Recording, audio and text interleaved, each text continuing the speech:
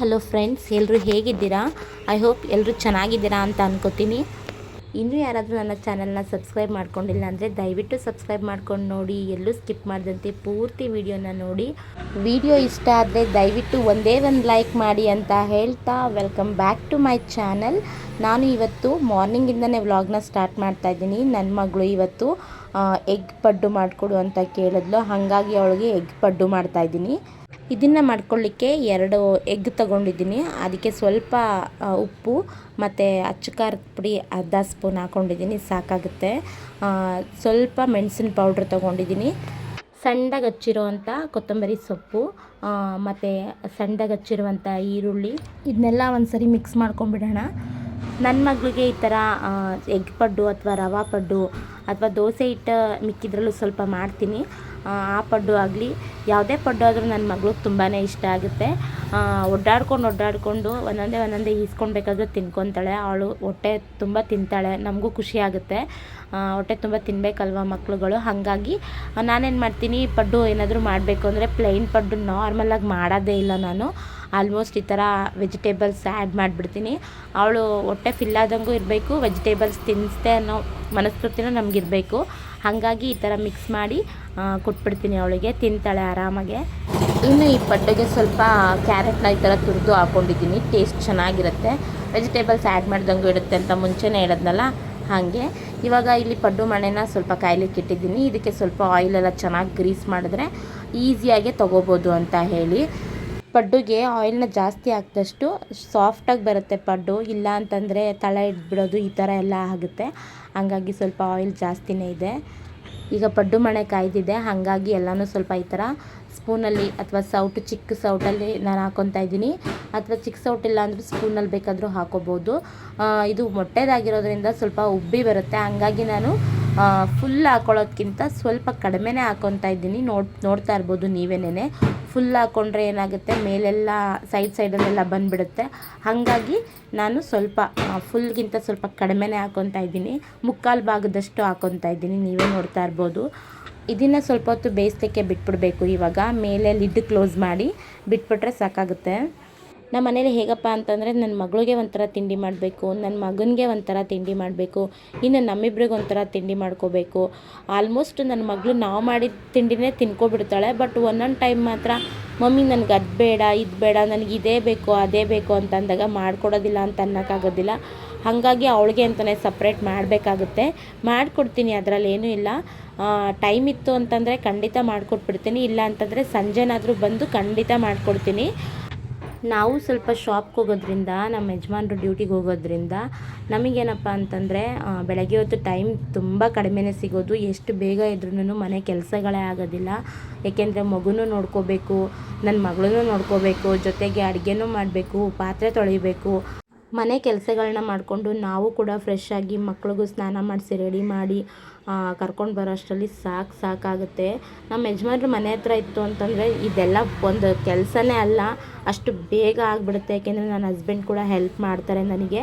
But ಏನಪ್ಪ ಅಂದರೆ ಅವ್ರಿಗೆ ಶಿಫ್ಟ್ ವೈಸ್ ಇರೋದ್ರಿಂದ, ಅವರು ಮಾರ್ನಿಂಗ್ ಶಿಫ್ಟು ಸೆಕೆಂಡ್ ಶಿಫ್ಟು ಅಂತ ಇರೋದ್ರಿಂದ, ಮಾರ್ನಿಂಗ್ ಶಿಫ್ಟ್ ಇದ್ದಾಗ ತುಂಬಾ ಕಷ್ಟ. 8:30ಗೆ ಅವ್ರು ಬರ್ತಾರೆ. 8:30 ಅಷ್ಟರಲ್ಲಿ ನಾವು ರೆಡಿ ಇರಬೇಕು, ಮಕ್ಕಳನ್ನೂ ರೆಡಿ ಮಾಡಬೇಕು, ತಿಂಡಿ ಏನಿತ್ತು ತಿಂಡಿನೂ ರೆಡಿ ಮಾಡಬೇಕು, ಮನೆ ಕೆಲಸಗಳಿದೆ ಅದನ್ನು ರೆಡಿ ಮಾಡ್ಕೋಬೇಕು.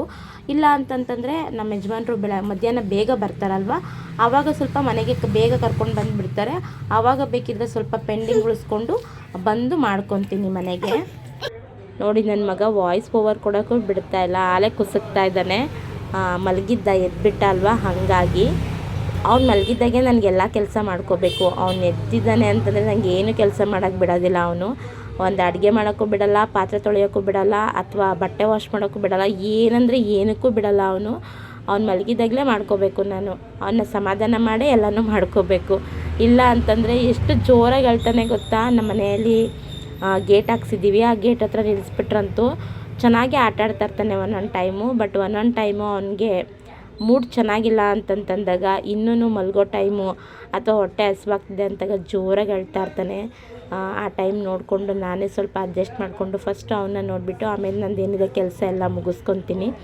ಏನು ಮಾಡೋಕ್ಕಾಗಲ್ಲ, ಎಲ್ಲ ಅಮ್ಮಂದಿರದು ಇದೇ ಕತೆ ಆಗಿರುತ್ತೆ. ಆಲ್ಮೋಸ್ಟ್ ತಾಯಿಂದರಿಗೆ ಎಲ್ಲರಿಗೂ ಗೊತ್ತಿರುತ್ತೆ. ಮಕ್ಕಳನ್ನ ಫಸ್ಟ್ ನೋಡಿಕೊಂಡು ಆಮೇಲೆ ಪಾಪ ಅವರೆಲ್ಲ ಕೆಲಸನೂ ಮಾಡಬೇಕು.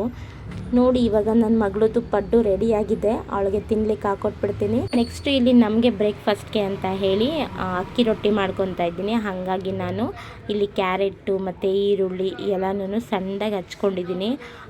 ಮತ್ತು ನಾನು ಅರ್ಧ ಸೌತೆಕಾಯಿ ತೊಗೊಂಡಿದ್ದೀನಿ, ಹಸಿರು ಮೆಣಸಿನ್ಕಾಯಿ ಮತ್ತು ಕೊತ್ತಂಬರಿ ಸೊಪ್ಪು ಇದನ್ನು ಚೆನ್ನಾಗೆ ರುಬ್ಕೊಂಡು ಬಂದಿದ್ದೀನಿ ತರ್ತರಿಯಾಗೆ, ನೀವೇ ನೋಡ್ತಾ ಇರ್ಬೋದು. ಇಷ್ಟನ್ನು ಹಾಕಿ ಸ್ವಲ್ಪ ಇದಕ್ಕೆ ಉಪ್ಪು ಮತ್ತು ಜೀರಿಗೆ ಮತ್ತು ಅಜ್ವಾಯಿನು ಇಷ್ಟನ್ನು ಹಾಕಿ ಅಕ್ಕಿ ಹಿಟ್ಟು ಇಷ್ಟೆಲ್ಲ ಹಾಕಿ ಚೆನ್ನಾಗೇ ಮಿಕ್ಸ್ ಮಾಡ್ಕೋಬೇಕು ಒಂದು ಸರಿ. ಫಸ್ಟು ಚೆನ್ನಾಗಿ ಮಿಕ್ಸ್ ಮಾಡಿಕೊಂಡ್ರೆ ನಮಗೆ ನೀರಿನ ಕ್ವಾಂಟಿಟಿ ಎಷ್ಟು ಹಾಕೋಬೇಕು ಅಂತ ಗೊತ್ತಾಗ್ತಾ ಇರುತ್ತೆ. ಸ್ವಲ್ಪನೇ ನೀರನ್ನ ಹಾಕ್ಕೊಂಡು ಕಲಿಸ್ಕೋಬೇಕಾಗುತ್ತೆ. ಜಾಸ್ತಿ ನೀರು ಹಾಕೊಬಿಟ್ರೆ ತುಂಬ ತೆಳು ಅಂತ ಅನಿಸ್ಬಿಡುತ್ತೆ. ಹಾಗಾಗಿ ಒಂದು ಹದದವರೆಗೂ ಸ್ವಲ್ಪನೇ ನೀರನ್ನ ಹಾಕ್ಕೊಂಡು ಚೆನ್ನಾಗಿ ಹಿಟ್ಟನ್ನ ಕಲಿಸ್ಕೊಂಡ್ರೆ ಆಯಿತು. ಮಸಾಲ ಅಕ್ಕಿ ರೊಟ್ಟಿ ತುಂಬಾ ಚೆನ್ನಾಗಿರುತ್ತೆ. ಇದಕ್ಕೆ ನೀವು ಬೇಕಿದ್ದರೆ ತೆಂಗಿನಕಾಯಿ ಚಟ್ನಿ ಕೂಡ ಮಾಡ್ಕೋಬೋದು, ತುಂಬಾ ರುಚಿಯಾಗಿರುತ್ತೆ. ಟೊಮೊಟೊ ಚಟ್ನಿ, ಬೀನ್ಸ್ ಪಲ್ಯ ಅಥವಾ ಏನಪ್ಪ ಇದು ಹುಚ್ಚೆಳ್ಳು ಚಟ್ನಿ ಅಂತ ಹೇಳ್ತಾರಲ್ಲ ಅದು ಎಲ್ಲ ಚೆನ್ನಾಗಿರುತ್ತೆ. ಇದಕ್ಕೆ ಕಾಂಬಿನೇಷನ್ನಾಗಿ ತೊಂಡೆಕಾಯಿ ಪಲ್ಯನೂ ತುಂಬಾ ಚೆನ್ನಾಗಿರುತ್ತೆ, ಅಥವಾ ಎಣ್ಗಾಯಿ ಮಾಡಿಕೊಂಡ್ರೂ ಚೆನ್ನಾಗಿರುತ್ತೆ. ನಿಮಗೆ ಯಾವ ಥರ ಬೇಕೋ ಅದನ್ನು ಮಾಡಿಕೊಂಡು ಇದಕ್ಕೆ ಕಾಂಬಿನೇಷನ್ನಾಗಿ ತಿನ್ಬೋದು. ತುಂಬಾ ಚೆನ್ನಾಗಿರುತ್ತೆ ಮಸಾಲೆ ಅಕ್ಕಿ ರೊಟ್ಟಿ. ಹಾಗೆ ತಿನ್ನೋಕ್ಕೂ ಕೂಡ ತುಂಬ ಚೆನ್ನಾಗಿರುತ್ತೆ, ಯಾಕಂದರೆ ಇದಕ್ಕೆ ಸ್ಪೈಸಸ್ ಹಾಕಿರ್ತೀವಲ್ವ, ಹಸಿರು ಮೆಣಸಿನ್ಕಾಯಿ ಮತ್ತು ಈ ಥರ ತರಕಾರಿ ಎಲ್ಲ ಹಾಕಿರೋದ್ರಿಂದ ಹಾಗೆ ಕೂಡ ತಿನ್ಬೋದು. ಮಕ್ಳಿಗೆ ಕೊಟ್ಟರೆ ಹಾಗೆ ತಿನ್ಕೊತಾರೆ.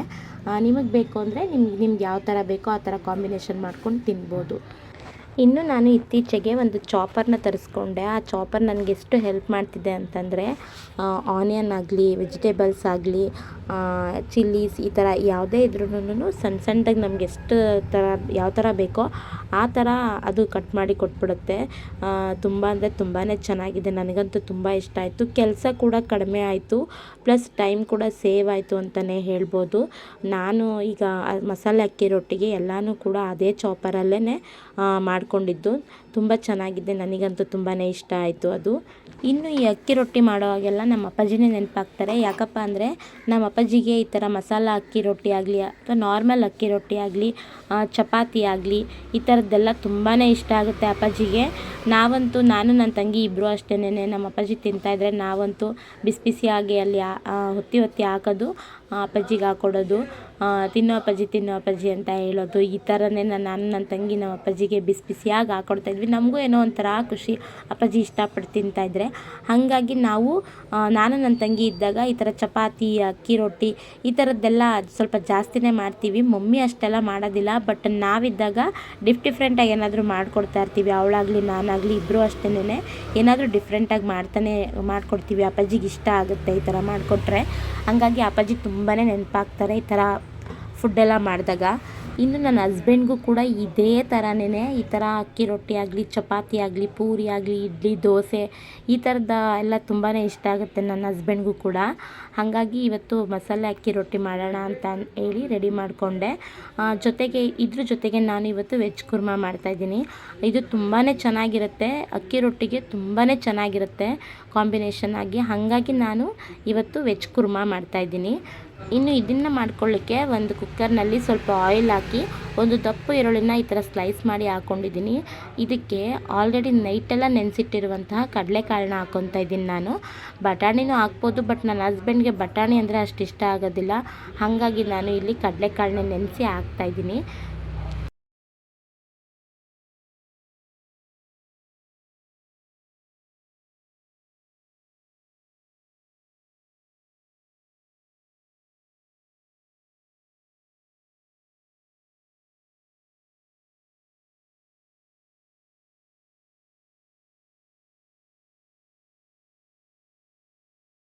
ಕಡಲೆಕಾಳು ಸ್ವಲ್ಪ ಎಣ್ಣೆಯಲ್ಲಿ ಚೆನ್ನಾಗಿ ಫ್ರೈ ಆಗಲಿ ಅಂತ ಹೇಳಿ ಒಂದು 2 ನಿಮಿಷ ಬಿಟ್ಬಿಡಬೇಕು. ಈ ಥರ ಕಡಲೆಕಾಳು ಎಲ್ಲ ಚೆನ್ನಾಗೇ ಈ ಥರ ಬೆಂದಮೇಲೆ ಆಯಿಲಲ್ಲಿ ಚೆನ್ನಾಗಿ ಫ್ರೈ ಆದಮೇಲೆ ಇವಾಗ ತರಕಾರಿ ಹಾಕ್ಕೋಬೇಕಾಗುತ್ತೆ.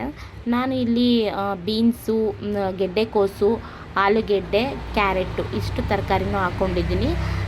ಆಮೇಲೆ ನಾನು ಸ್ವಲ್ಪ ಹೂಕೋಸನ್ನು ಹಾಕ್ಕೊತೀನಿ. ಅದನ್ನು ಸಪ್ರೇಟ್, ಅಂದರೆ ಇದ್ರ ಜೊತೆ ಹಾಕಿದ್ರೆ ಬೆಂದೋಗುತ್ತಲ್ವ ಫುಲ್ಲು, ಹಾಗಾಗಿ ಅದನ್ನು ಸಪ್ರೇಟ್ ಬೇಯಿಸ್ಕೊತೀನಿ.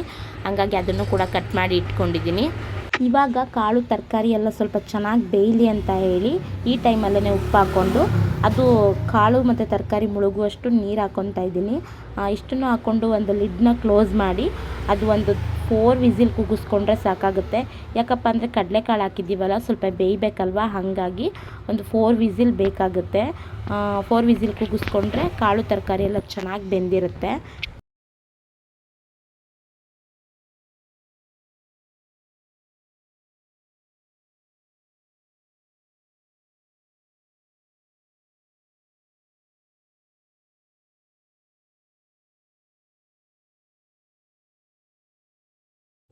ಇವಾಗ ನಾನು ಒಂದು ಸಪ್ರೇಟಾಗಿ ಹೂಕೋಸನ್ನ ಬೇಯಿಸ್ಕೊಳ್ಳಿಕ್ಕೆ ಒಂಚೂರು ಅರಿಶಿನ ಮತ್ತು ಉಪ್ಪು ಹಾಕ್ತಿಲ್ಲ, ಯಾಕೆಂದರೆ ತರಕಾರಿಗೆ ಆಲ್ರೆಡಿ ಉಪ್ಪು ಹಾಕಿದ್ದೀನಲ್ವ, ಹಾಗಾಗಿ ಇಲ್ಲಿ ಬರೀ ಅರಿಶಿನ ಹಾಕ್ತಾಯಿದ್ದೀನಿ.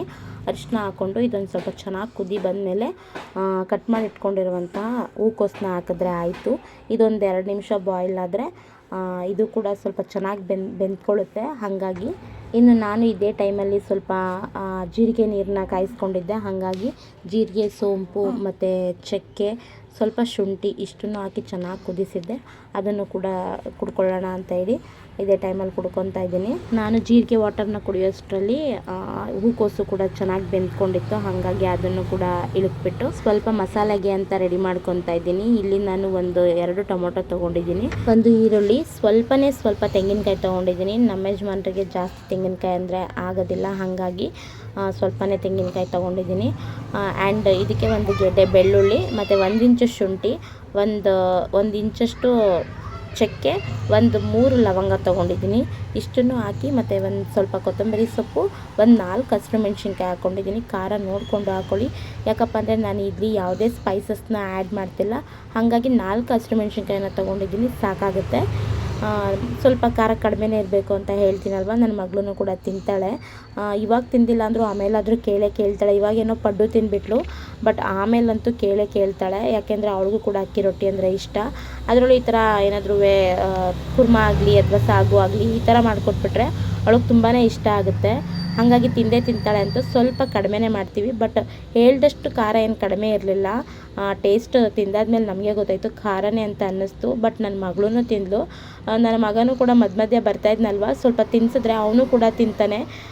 ನಾವೇನು ಮಾಡಿದ್ವಿ ಅಂದರೆ ಚಿಕ್ಕ ಮಗು ಇದ್ದಾಗ ನನ್ನ ಮಗಳಿಗೆ ಅಷ್ಟು ಸ್ಪೈಸಸ್ನ ಅಭ್ಯಾಸ ಮಾಡಿಸಿರಲಿಲ್ಲ. ಇವಾಗಲೂ ತಿನ್ನೋಕ್ಕೆ ಹಿಂದೆ ಮುಂದೆ ನೋಡ್ತಾಳೆ, ಬಟ್ ನನ್ನ ಮಗ ಹಾಗಲ್ಲ. 1 ವರ್ಷ ಆಯಿತು ನನ್ನ ಮಗನಿಗೆ. ಸ್ವಲ್ಪ ಖಾರ ಅಂತಂದ್ರೂ ಸ್ವಲ್ಪ ನೀರು ಕುಡ್ಕೊಂಡಾದ್ರೂ ತಿನ್ಕೋತಾನೆ. ಆ ಥರ ಅವನು ಬೆಟರ್, ಈ ಥರನೇ ಬೆಳಿಬೇಕು ಮಕ್ಕಳು ಅಂತ ನಮ್ಮ ಅಜ್ಜಿ ಆಗಲಿ, ನಮ್ಮ ಅಕ್ಕಪಕ್ಕದ ಮನೆಯವರು ಆಂಟಿದಿರಾಗಲಿ ಅವರೆಲ್ಲ ಹಾಗೆ ಹೇಳ್ತಾ ಇರ್ತಾರೆ. ಸ್ವಲ್ಪನೇ ತಿನ್ನಿಸಿ ರೂಢಿ ಮಾಡು, ಏನೂ ಆಗಲ್ಲ ಅಂತ ಹೇಳಿ. ಇವಾಗ ಮಸಾಲೆ ರುಬ್ಕೊಂಡಿದ್ನಲ್ಲ, ಅದನ್ನು ಇದ್ರ ಜೊತೆ ಆ್ಯಡ್ ಮಾಡಿಕೊಂಡು ನೀರನ್ನ ನೋಡ್ಕೊಂಡು ಹಾಕ್ಕೊಳ್ಳಿ, ಯಾಕೆಂತಂದರೆ ಇದು ತೆಳು ಆಗಬಾರ್ದು, ಸ್ವಲ್ಪ ಗಟ್ಟಿನೇ ಇರಬೇಕಲ್ವ, ಹಾಗಾಗಿ. ಇನ್ನು ಈ ಮಸಾಲೆ ಎಲ್ಲ ಹಾಕಿದ್ಮೇಲೆ ಉಪ್ಪು ಖಾರ ಚೆಕ್ ಮಾಡಿಕೊಂಡು 5 ನಿಮಿಷ ಕುದಿಸ್ಕೊಂಡ್ರೆ ಸಾಕಾಗುತ್ತೆ. ವೆಜ್ ಕುರ್ಮಾ ರೆಡಿನೇ ಆಗಿಬಿಡುತ್ತೆ. ತುಂಬ ಅಂದರೆ ತುಂಬ ಟೇಸ್ಟಿಯಾಗಿರುತ್ತೆ. ನೀವು ಇದನ್ನು ದೋಸೆಗೆ ಬೇಕಾದರೂ ಮಾಡ್ಕೋಬೋದು, ಅಥವಾ ಗೀ ರೈಸು ಅಥವಾ ಕುಷ್ಕ ಈ ಥರದಕ್ಕೆಲ್ಲ ಕಾಂಬಿನೇಷನ್ ಆಗಿ ತುಂಬಾ ಚೆನ್ನಾಗಿರುತ್ತೆ ಇದು ವೆಜ್ ಕುರ್ಮಾ. ನೋಡಿ, ಇದಕ್ಕೆ ಸ್ವಲ್ಪ ನೀರು ಜಾಸ್ತಿ ಆಯಿತು ಅಂತ ಅನಿಸ್ಬೋದು, ಬಟ್ ಇಲ್ಲ, ಅದು ಕುದ್ದಾದ್ಮೇಲೆ ಸರಿ ಹೋಗುತ್ತೆ. ನಾನು ಸ್ವಲ್ಪ ಮಸಾಲೆ ರುಬ್ಬಿದ್ನಲ್ಲ, ಅದ್ರದ್ದು ಸ್ವಲ್ಪ ನೀರು ಹಾಕಿದ್ದೆ ಅಷ್ಟೇನೆ, ಅದು ಬಿಟ್ಟರೆ ಎಕ್ಸ್ಟ್ರಾ ನೀರೇನೂ ಹಾಕಿಲ್ಲ. ನೀವೇ ನೋಡ್ತಾ ಇರ್ಬೋದು, ಚೆನ್ನಾಗಾಗಿದೆ. ಇದೊಂದು ಕಡೆ ರೆಡಿ ಆಗ್ತಾ ಇರಲಿ ಅಂತೇಳಿ ಇನ್ನೊಂದು ಕಡೆ ಅಕ್ಕಿ ರೊಟ್ಟಿನ ಈ ಥರ ತಟ್ಕೊತಾ ಇದ್ದೀನಿ. ಈ ಥರ ಏನು ಬಟರ್ ಪೇಪರಲ್ಲಿ ತಟ್ಕೊಂಡ್ರೆ ಚೆನ್ನಾಗಿ ಬರುತ್ತೆ ತೆಳುಗೆ. ಬಟರ್ ಪೇಪರ್ ಇಲ್ಲ ಅಂತ ಅನ್ನೋರು ಟ್ರಾನ್ಸ್ಪರೆಂಟ್ ಕವರ್ ಥರ ಬರುತ್ತೆ ನೋಡಿ, ಆ ಥರದ ಕವರಲ್ಲಿ ಈಗ ಯಾವ್ದಾದ್ರು ಹೊಸ್ದಾಗಿ ಬಟ್ಟೆ ತಂದಿರ್ತೀರ, ಅದರಲ್ಲೆಲ್ಲ ಕವರ್ ಇರುತ್ತಲ್ವ, ಸೊ ಹಂಗಾಗಿ ಅದರಲ್ಲೂ ಕೂಡ ಚೆನ್ನಾಗಿ ಬರುತ್ತೆ, ಏನೂ ಇಲ್ಲ. ನಾನು ಇವಾಗ ಹೊಸ್ದಾಗಿ ತರಿಸ್ಕೊಂಡಿರೋದು, ಮುಂಚೆ ಎಲ್ಲ ನಾನು ಅದರಲ್ಲೇ ಮಾಡ್ತಿದ್ದಿದ್ದು. ನೋಡಿ ಎಷ್ಟು ಚೆನ್ನಾಗಿ ಕಲರ್ಫುಲ್ಲಾಗಿ ಕಾಣ್ತಿದೆ ಅಂತ ಹೇಳಿ. ರೊಟ್ಟಿ ತುಂಬಾ ಚೆನ್ನಾಗಿರುತ್ತೆ. ಇದಕ್ಕಿಂತ ತೆಳುಗೂ ಕೂಡ ಮಾಡ್ಕೋಬೋದು. ಇನ್ನು ನನ್ನ ಹಸ್ಬೆಂಡು 4 ರೊಟ್ಟಿ ಸಾಕು ಅಂತ ಹೇಳಿದ್ರು. ಅವ್ರಿಗೊಂದು 4 ರೊಟ್ಟಿ ಹಾಕ್ಕೊಟ್ಬಿಟ್ಟು ನಾನು 2 ರೊಟ್ಟಿ ಹಾಕ್ಕೊಂಡೆ. ಸ್ವಲ್ಪ ರೈಸ್ ಮಾಡಿದ್ದೆ. ಹಾಗಾಗಿ ಇವಾಗ 8 ಗಂಟೆ ಆಗಿರೋದ್ರಿಂದ ನಾವ್ಯಾರು ಇವಾಗಲೇ ತಿಂಡಿ ಮಾಡೋದಿಲ್ಲ. ಹಾಗಾಗಿ ಎಲ್ಲ ಬಾಕ್ಸ್ ಪ್ಯಾಕ್ ಮಾಡಿಕೊಂಡು ನನ್ನ ಹಸ್ಬೆಂಡ್ ನಮ್ಮನ್ನು ಕೂಡ ಶಾಪಿಗೆ ಬಿಟ್ಬಿಟ್ಟು ಅವರು ಡ್ಯೂಟಿಗೆ ಹೋಗ್ಬೇಕಲ್ವ, ಹಾಗಾಗಿ ಅವ್ರು ಬರೋ ಹೊತ್ತಾಯಿತು. ಹಾಗಾಗಿ ಎಲ್ಲ ಬಾಕ್ಸ್ ಎಲ್ಲ ಪ್ಯಾಕ್ ಮಾಡ್ಕೊಂಡಿದ್ದಾಯಿತು. ಮಕ್ಳಿಗೆಲ್ಲ ಬಿಸಿ ನೀರನ್ನ ಕಾಯಿಸಿ ಬಾಟ್ಲಿಗೂ ಹಾಕೊಂಡಿದ್ದಾಯಿತು. ಇನ್ನು ಮಕ್ಳಿಗೆ ಸ್ನಾನ ಮಾಡಿಸಿ ನಾನು ಕೂಡ ಫ್ರೆಶ್ ಅಪ್ ಆಗಿ ನನ್ನ ಮಗಳಿಗೆ ಸ್ವಲ್ಪ ಹಾಲು ಕಾಯಿಸಿ ಅವಳಿಗೆ ಕುಡಿಸುವಷ್ಟರಲ್ಲಿ ನನ್ನ ಹಸ್ಬೆಂಡ್ ಕೂಡ ಬಂದರು. ಇನ್ನು ನನ್ನ ಹಸ್ಬೆಂಡ್ ಬೈಕ್ ಸೌಂಡ್ ಕೇಳಿನೇನೆ ನನ್ನ ಮಕ್ಕಳು ಇಬ್ಬರೂ ಕೂಡ ಹೋಗಿ ಗೇಟ್ ಹತ್ರ ನಿಂತಿರ್ತಾರೆ. ಪ್ರತಿದಿನವೂ ಇದೇ ನಡೆಯೋದು ನಮ್ಮ ಮನೇಲಿ. ಮನೇಲಿ ಹೋಗಿ ನಿಂತ್ಬಿಟ್ಟಿರ್ತಾರೆ. ನನ್ನ ಮಗಳಿಗೇನೋ ಗೊತ್ತಾಗುತ್ತೆ ಬೈಕ್ ಸೌಂಡು, ಬಟ್ ನನ್ನ ಮಗನಿಗೆ ಇವಾಗ 1 ವರ್ಷ ಆದರೂ ಅವನು ಕೂಡ ರಿಯಾಕ್ಟ್ ಮಾಡ್ತಾನೆ ಗೊತ್ತಾ. ಅವ್ರ ಅಪ್ಪನ ಬೈಕ್ ಸೌಂಡ್ ಕೇಳಿಸಿದ ತಕ್ಷಣ ಅಪ್ಪ ಅಪ್ಪ ಅಪ್ಪ ಅಂತ ಓಡ್ಬಿಡ್ತಾನೆ, ಅಲ್ಲಿ ಹೋಗಿ ನಿಂತಿರ್ತಾನೆ. ಅವರಪ್ಪ ಬಂದು ಅವನ್ನ ಮುದ್ದಾಡಿ ಒಳಗಡೆ ಕರ್ಕೊಂಡು ಬಂದು ಆಮೇಲೆ ನಮ್ಮದೆಲ್ಲ ಏನಿದೆ ಬ್ಯಾಗೆಲ್ಲ ಪ್ಯಾಕ್ ಮಾಡಿಕೊಂಡು ನಾವು ಶಾಪ್ ಕಡೆ ಹೊರಡೋದಷ್ಟೇನೆ. ಬಟ್ ಏನೇ ಹೇಳಿ ಬೆಳಗ್ಗೆಯಿಂದ ಸಂಜೆ ಗಂಟ ಮಕ್ಕಳನ್ನ ನಾವೇ ನೋಡ್ಕೊಂಡ್ರು ಬಟ್ ಅವ್ರಿಗೆ ಅಪ್ದಿರೋ ಅಂದರೆ ಎಷ್ಟು ಇಷ್ಟ ಇರುತ್ತೆ ಅಲ್ವಾ. ನಮ್ಮನೇಲಂತೂ ದಿನ ಇದೇ ವಿಚಾರಕ್ಕೆ ನನಗೂ ನನ್ನ ಹಸ್ಬೆಂಡ್ಗೂ ಯಾವಾಗ್ಲೂ ಸುಮ್ಮನೆ ಕಾಮಿಡಿಯಾಗಾದ್ರೂ ಈ ಥರ ವಿಚಾರ ತಗೊಂಡು ಯಾವಾಗಲೂ ಜಗಳ ಮಾಡ್ತಾಯಿರ್ತೀನಿ ನಮ್ಮ ಯಜಮಾನ್ರ ಜೊತೆ. ಪಾಪ ನನ್ನ ಹಸ್ಬೆಂಡು ನನ್ನ ಮಕ್ಳಿಗೆ ಇಬ್ರಿಗೂ ಹೇಳ್ಕೊಡ್ತಾ ಇರ್ತಾರೆ, ನಿಮ್ಮ ಮಮ್ಮಿ ಪರವಾಗೂ ಇರೋ, ನಿಮ್ಮ ಮಮ್ಮಿ ಹತ್ರನೂ ಮಾತಾಡ್ರೋ, ನಿಮ್ಮ ಮಮ್ಮಿ ಬಂದ ತಕ್ಷಣ ಹಂಗೆ ಓಡೋಗ್ರೋ ಅಂತ. ಬಟ್ ಏನು ಮಾಡ್ತೀರಾ, ಅವರಪ್ಪ ಅಂದರೆ ಅವ್ರಿಗೆ ತುಂಬಾ ಇಷ್ಟ. ಇಟ್ಸ್ ಓಕೆ, ನಮ್ಮಿಬ್ಬರಲ್ಲಿ ಎಂಥದ್ದು ಭೇದ ಭಾವ ಅಲ್ವಾ. ಇಷ್ಟು ಹೇಳಿ ಇವತ್ತಿನ ವ್ಲಾಗ್ನ ಮುಗಿಸ್ತಾ ಇದ್ದೀನಿ. ದಯವಿಟ್ಟು ಯಾರಾದರೂ ಸಬ್ಸ್ಕ್ರೈಬ್ ಮಾಡ್ಕೊಂಡಿಲ್ಲ ಅಂದರೆ ಸಬ್ಸ್ಕ್ರೈಬ್ ಮಾಡ್ಕೊಳ್ಳಿ. ಮುಂದಿನ ವ್ಲಾಗಲ್ಲಿ ಸಿಗ್ತೀನಿ. ಬಾಯ್.